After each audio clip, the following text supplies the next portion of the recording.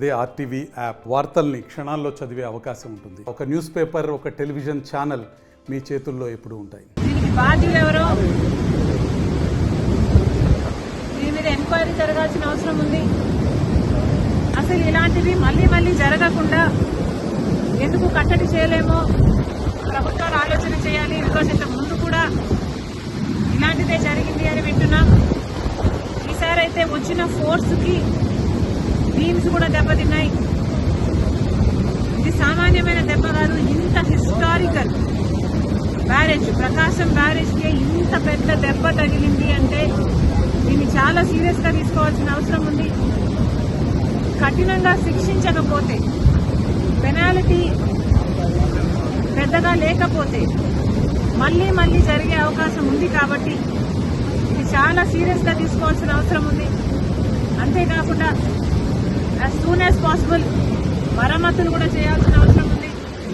గత ప్రభుత్వం, జగన్మోహన్ రెడ్డి గారి ప్రభుత్వం కనీసం ఎన్నో ప్రాజెక్టులకు కనీసం యాన్యువల్ మెయింటెనెన్స్ కూడా చేయలేదు. రాజశేఖర రెడ్డి గారు కట్టిన ప్రాజెక్టులకు కూడా కనీసం యాన్యువల్ మెయింటెనెన్స్ కూడా చేయకపోతే చాలా చోట్ల చూసాం మనం. గేట్లు కూడా ఊడి నదులలో తేలడం చూసాం. అలాంటి పరిస్థితులు రాకుండా ఈ ఒక్క బ్యారేజ్కే కాదు, మిగతా ప్రాజెక్టులు అన్నీ కూడా రాష్ట్రంలో ఎక్కడెక్కడ ఏమేమి అవసరాలు ఉన్నాయో ముఖ్యమంత్రి దృష్టి పెట్టాల్సిన అవసరం ఉంది. వాటన్నిటినీ కూడా నివారించిన అవసరం ఉంది. మరొకసారి ఇంత వరద, ఇంత ఘోర విపత్తు వస్తుందని ఎవరమూ ఊహించలేదు.